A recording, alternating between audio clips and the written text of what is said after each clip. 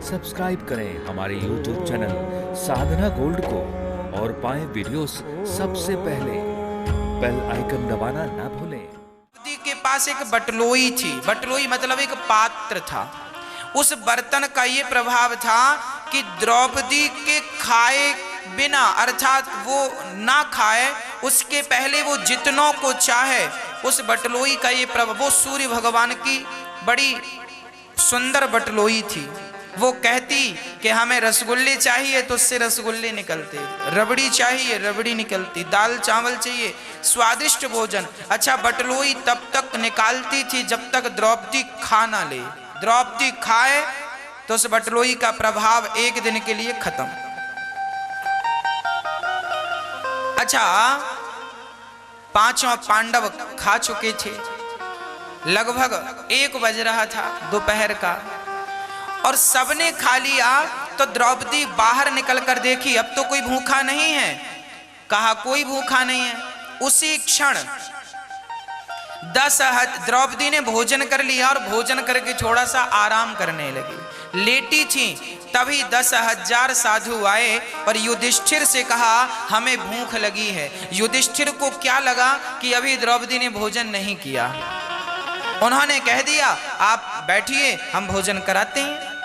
संतों ने कहा जरा हम स्नान कर लें, तो वो स्नान करने चले गए। और युधिष्ठिर जी आए तो देखा द्रौपदी आराम कर रही थी। द्रौपदी से कहा क्यों, आपने भोजन कर लिया? हाँ हाँ, हमने तो कर लिया।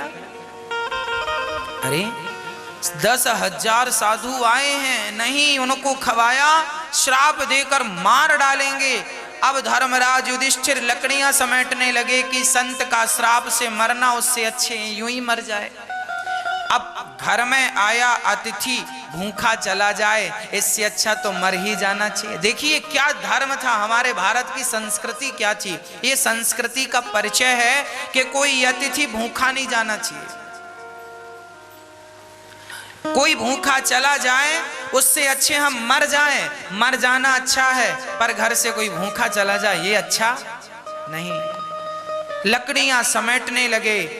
अर्जुन भी बोले अब जी कर, संत श्राप देकर। दुर्वासा जी बड़े क्रोधी महात्मा थे, सब मरने की तैयारी करने लगे, चिताएं बनाने लगे। अब संत का जो नहा के आएंगे कहेंगे खाना दो, नहीं है मार डालेंगे। और भूखा ब्राह्मण शेर समान। अब द्रौपदी ने देखा मेरे 5 पति मरने लग गए। तब द्रौपदी ने दोनों हाथ उठाकर कहा हे द्वारिकाधीश, आपने तब वस्त्र बढ़ाकर मेरी रक्षा की थी, आज भोजन बनाकर भोजन देकर मेरी रक्षा कीजिए नाथ। जब द्रौपदी ने दोनों हाथ उठाकर कृष्ण को पुकारा, श्याम सुंदर कहाँ हो, आओ, और अपनी बहन की लाज तब बचाई थी, आज भी लाज बचाओ।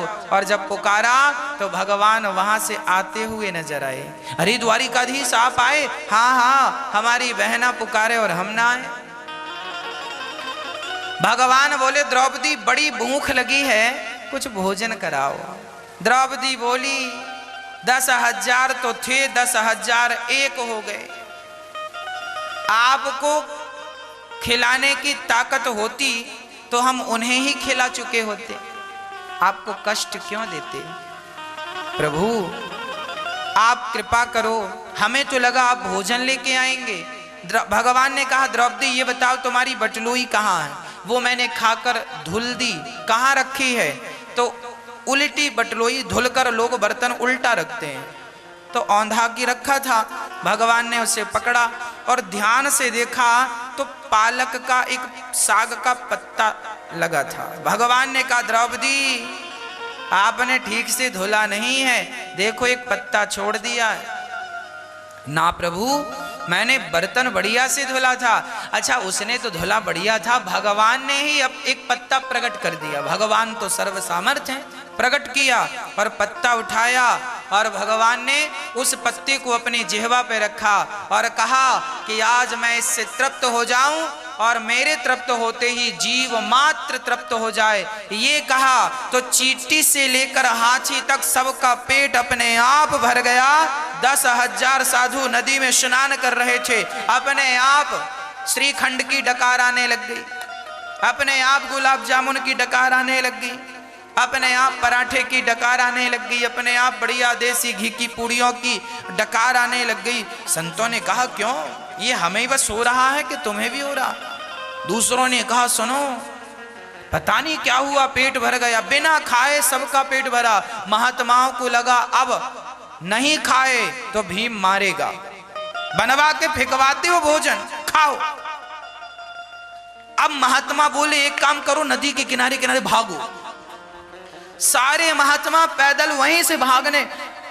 तब भगवान बोले जाओ भीम, संतों को बुला कर लाओ।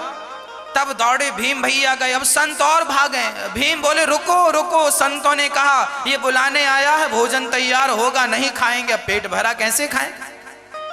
अब संत भाग रहे हैं, भीम भैया दौड़ कर आगे खड़े हो गए। क्या हुआ भगवान, आप भाग रहे हैं, क्या बताएं? भीम हमारा पेट भर गया, अब हमसे भोजन किया नहीं जाएगा, हमारे प्राण छोड़ दो, हमें जाने दो, आज हम भोजन फिर कभी आएंगे। भीम भैया बोले ठीक है, अच्छा जाओ। सारे वहीं की वहीं निकल गए और द्रौपदी को भगवान ने इस दूसरे संकट से बचाया। जब जब दुख आया तब तब उस दुख में परमात्मा का दर्शन हुआ। यही जीवन है, याद रखना, दुख भी सफल हो जाता है।